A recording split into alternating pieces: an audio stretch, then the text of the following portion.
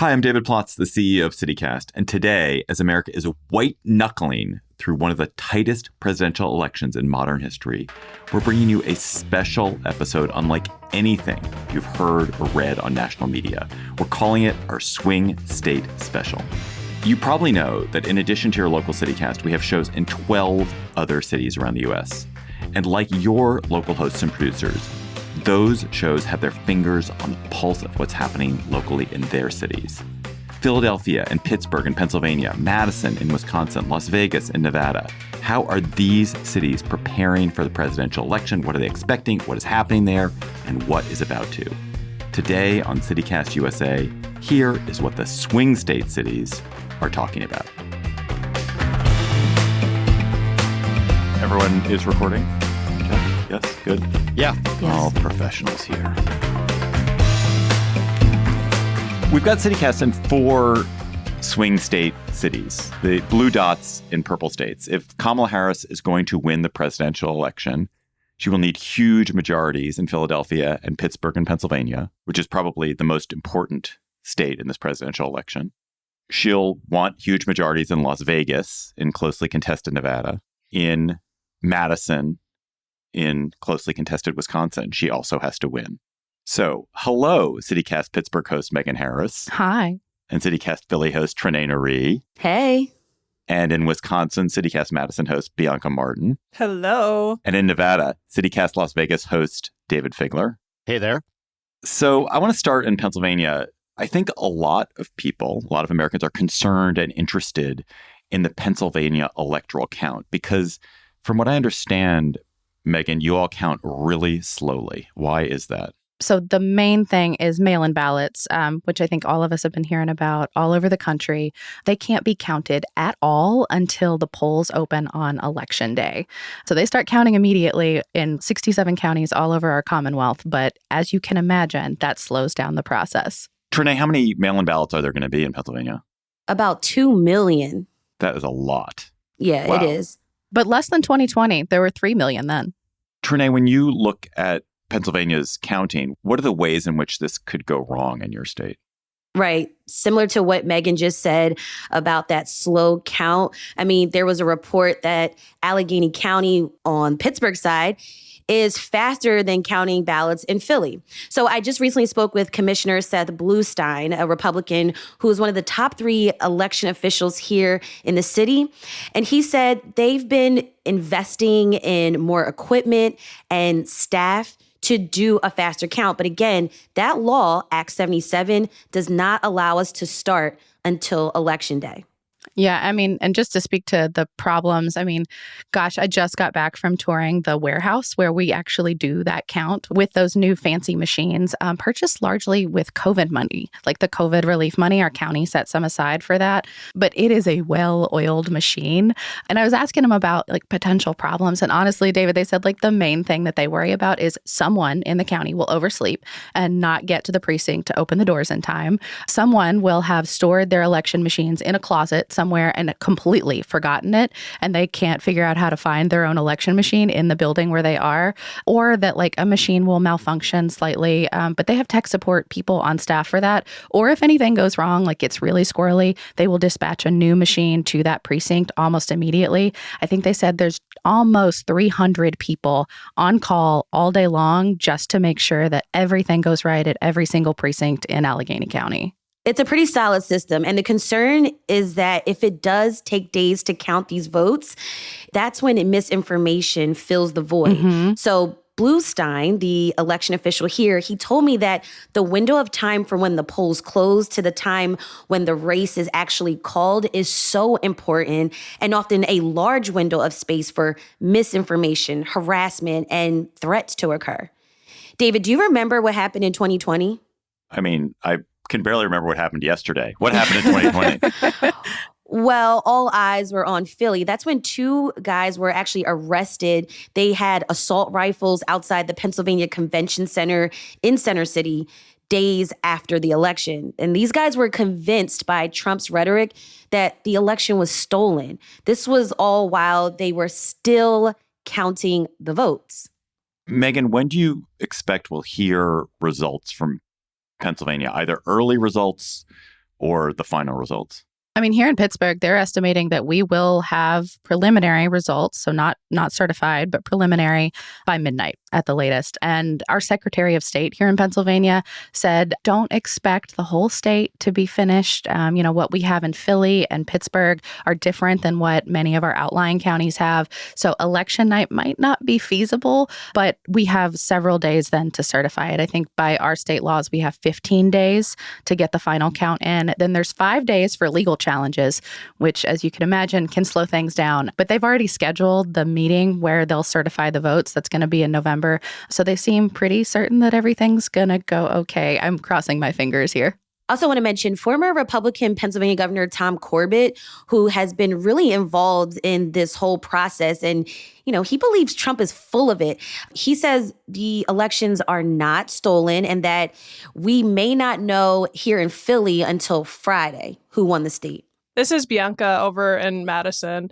I'm just really curious because, like you guys, our elections are just so closely watched. Do you guys have election watchers? Is that a discussion in your state in terms of people going to the polls and maybe even congesting the space and causing kind of that sort of confusion? And there's a lot of early voting here, so if that's already kind of started here. It's county by county in Pennsylvania, which is super weird and obnoxious. But here in Pittsburgh and Allegheny County, there's a workaround to early voting. So there have been satellite offices open on weekends where folks can go in and same day register to vote, request a mail-in ballot, be handed one, and then do all of the steps in front of a human being who tells you you're doing it right, you're filling it out correctly, you're putting the date where you need to, you're sealing it in the right envelopes, and then you hand it back to that human. So folks have kind of popped into that. But the county always expects people at precincts, and they also set up space for people in the warehouse. So if you have RSVP'd, within reason, you can stand at a distance, and they have huge screens up mounted where you can see the live footage of various parts of the warehouse. And, you can watch and make sure that you are convinced that it's going well. I mean, it's always going well.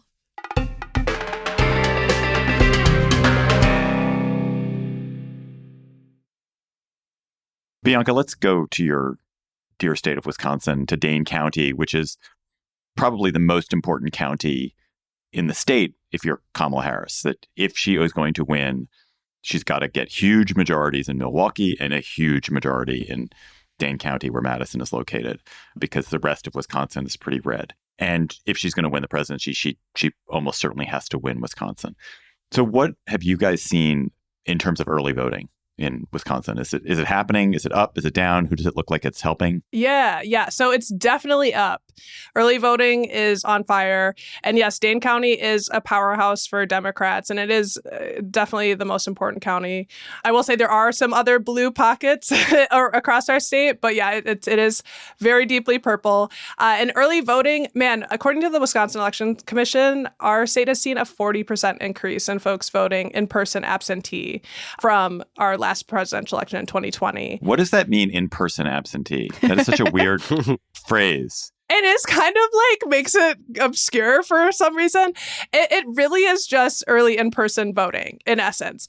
But they don't just call it early voting because you can also vote early by mail. So what in-person absentee voting is that you go to one of the designated early in-person polling places, fill out your ballot, hand it over to the clerk, and they put it in a red bag with a bunch of other people's early ballots.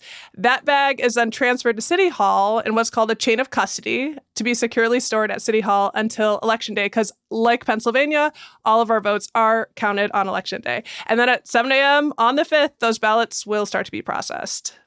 Yeah, that sounds really similar to us, Bianca, just slightly different. We have a box and you have a bag.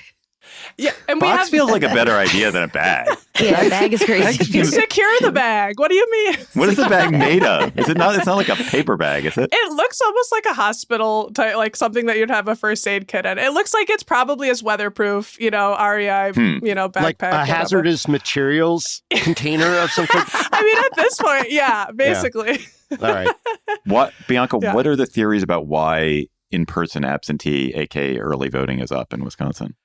Yeah, I think the biggest theory is just that we have been made very aware how significant our vote is in this presidential election.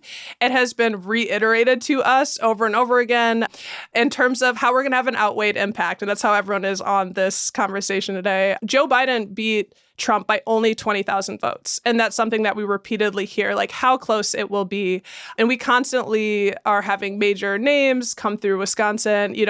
The kickoff for early voting in Madison, we had Democratic all-stars Barack Obama, Tim Walz, actor Bradley Whitford. Donald Trump and J.D. Vance are constantly in Wisconsin making stops. And, it's not just recently, like the whole year we've had presidential visits, vice president coming, cabinet members and surrogates visit Wisconsin. But then the other main theory is the money. The money and investment it goes down the ticket. Our Senate race is one of the most expensive in the nation. Already over $100 million in outside spending.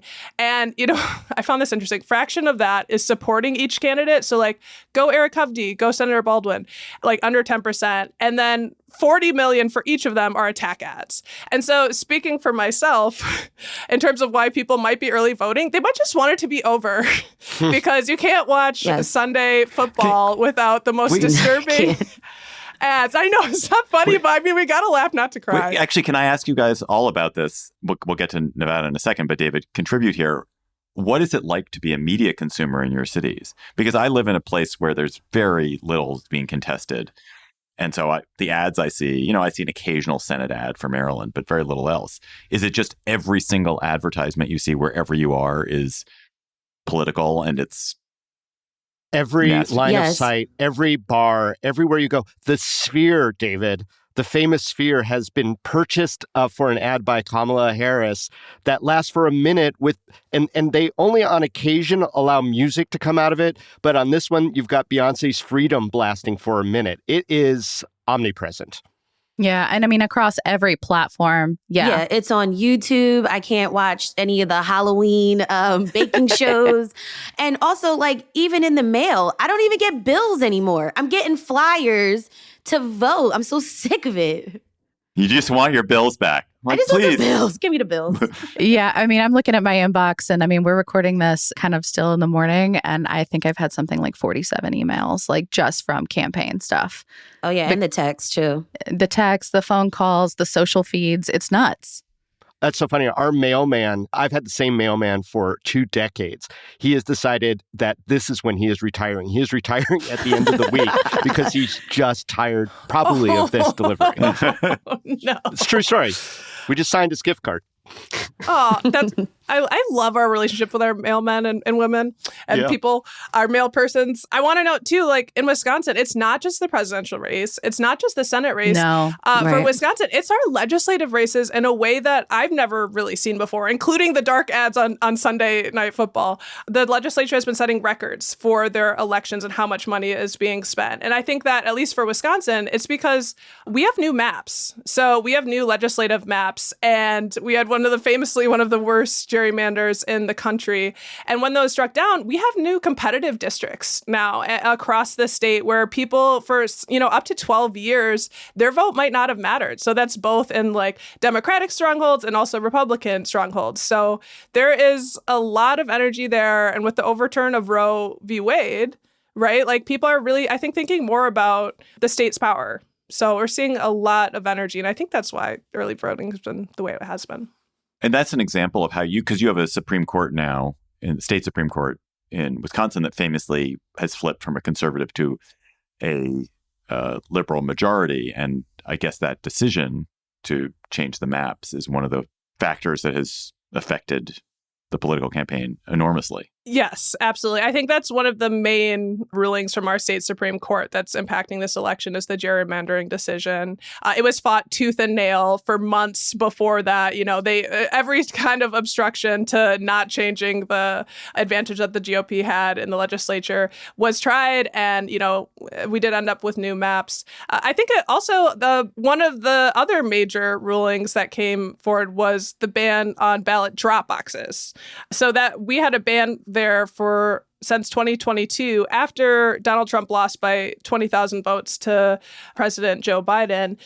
There's so much discussion about voter fraud and, a lot of unsubstantiated claims that there was significant voter fraud. And then that decision came 2 years later. Now we have a liberal majority and they overturned that by a vote 4-3. So I think that also might have an impact in this election. With a liberal majority in your Supreme Court, are you guys still geared up there for election challenges like serious go after it if, one candidate or the other doesn't win? I mean, is there talk about it in Madison that is probably coming? Yeah, I think it's pretty, and across the state, we know that we are not going to know who won on November 5th. I think that's pretty clear in people discussing that. Yeah, a lot of officials here in Pennsylvania have said they kind of expect court challenges, but if there's a decisive victory on either side, that could at least quell some people from filing, but it just depends. Is the Pennsylvania State Supreme Court partisan, and does it have a partisan majority in one direction? Yeah, actually, I was thinking as Bianca was talking, we actually have something sort of similar. So we have a Democratic majority right now as well. And they just made a late-breaking election ruling as well. So before, if you made a mistake on a mail-in ballot, it just got thrown out. And now that's not the case. You can do a provisional ballot on Election Day, and it has to be counted if there are no other issues that would disqualify, it from going through. It started as a case here in Western Pennsylvania, but the court just ruled on it. So now it's going to hopefully make it more possible for more ballots to be counted as intended. Let's go out to the West, to Nevada, another very close state, probably of these three states, the least important. Thank you. Sorry. Because you just have so few electoral votes. And so Sorry, I shouldn't have laughed so hard. It takes some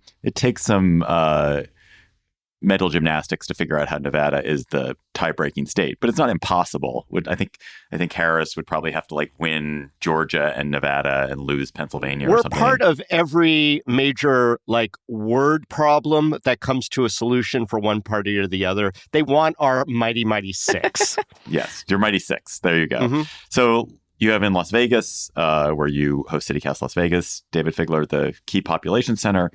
So from what I understand, Nevada has increased ballot access, or it increased it in the pandemic, and it has maintained and made permanent some of the ways they increased ballot access. So what did your state do to increase ballot access? And who is it helping? Well, it's uncertain who it's helping. And that's kind of the thing, David, is that the old modeling is out the window. Some commentators here are calling this a unicorn year because this is the first presidential election with all these new voting access laws in place. So during the pandemic, obviously, they wanted people to still be able to do it remotely. And so there was a universal mail ballot that was passed, and then that was made permanent. So now every registered voter gets a ballot at their address. And they can do a number of things with it.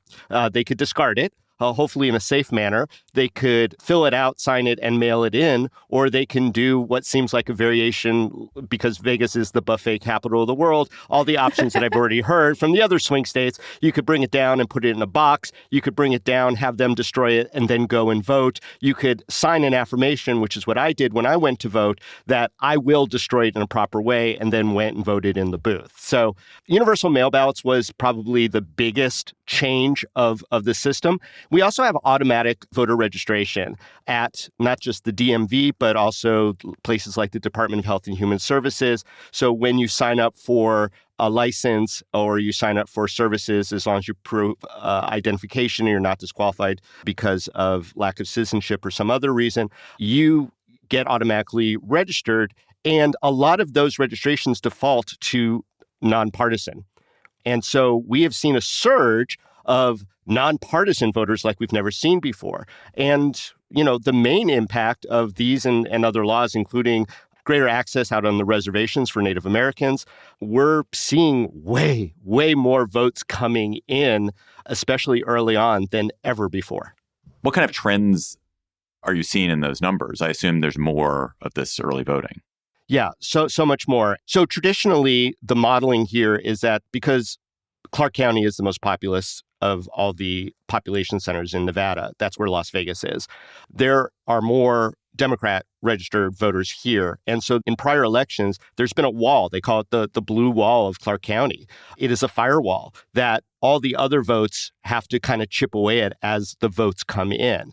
The rural area, very solidly red. Well, we've seen that completely flip around. There is a red wall. There is a red wall of early voting. The rurals are coming out like never before. And so now the Dems are hoping that as time progresses, that wall gets chipped away with the mail-in ballots, with people who are waiting for Election Day. So there is a lot of nail-biting going on. And no one knows what these nonpartisans or other party people are doing. There's polling, obviously, et cetera, but it doesn't have that same sort of like percentages that prior modeling for predictions have been based on. And, this will be the first time since George Bush was elected in 2004 that there's a stronger possibility that our purplish state is going to go for the Republican for president. Vegas, as you said, in Clark County is historically it's the Democratic stronghold. Right. But it sounds like less so a little bit. Why might that be? Well, just registration battles, the Republicans were doing better than they had done before. And then there's these other factors that are out there. But what's really interesting to me, David, is that like all this early voting that's happening that really did seem to be favoring the Republicans caused light bulbs to go off nationally. And we have a very important Senate race here as well between incumbent Jackie Rosen and her challenger, a fellow named Sam Brown, who's fairly recent to our state. And the RNC had all but pulled every single ad and all the funding for Sam Brown because he was just polling so poorly. At one point, Jackie Rosen, not terribly long ago, was up in some polls by as much as double digits. As the early voting came in, Mitch McConnell and his PAC decided, wait, Nevada's still in play for Senate, and pivoted, poured tons of money in, and now it seems as though that margin of distance between the Senate candidates falls within the margin of error. And so it's really interesting that all of a sudden what all people had written off as a non-competitive race is once again competitive for a very important part of that majority of who will be in the Senate.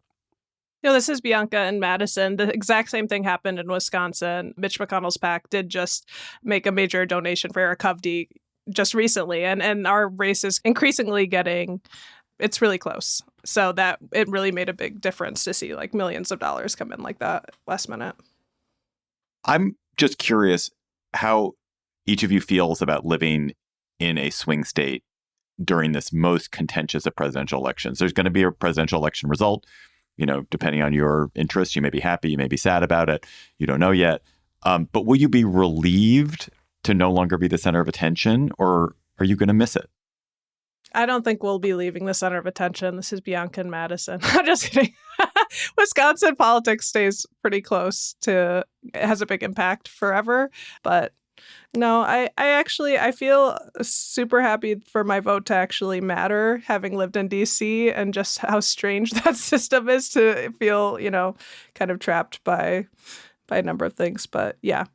Similarly in Pennsylvania, like if anything, it just makes me sad that my friends and the rest of the country feel like their vote doesn't matter. Yeah. I have a presidential candidate that like is coming to the coffee shop across from where I live. And I can meet him if I want to. It's almost like back in the day with the caucuses in Iowa where you're watching these people like chat with folks over burgers. And like, it's a strange thing to suddenly be thrust into. I don't know if that's kind of your feeling, Trinae. Yeah, Trinae here in Philly. I often would ask a question of how do we make voting sexy? And I just feel like all of this drama is not the way. But what I'm most concerned about in these coming days and even the days after the election is just how is everyone going to respond to the results? Are people going to freak out? Are there going to be protests? Are there going to be threats to our elected officials? Like, I want people to participate in this system because this is our right, our privilege, but not to the extent where, you're threatening American democracy. Despite your poo-pooing of our mighty 6 electoral votes, David Plotz, we do still seem to be a center of attention no matter what, just because we're Las Vegas and people want to come here. We had Bryan Cranston knocking door to door trying to get people to get out the vote. So, will I miss it? No. But also, I do like getting calls from friends I haven't heard from non-swing states asking how things are, how are things going, because they think Nevada's important too. And so it's always a good reason to catch up with folks. But, we're always going to be in the mixer.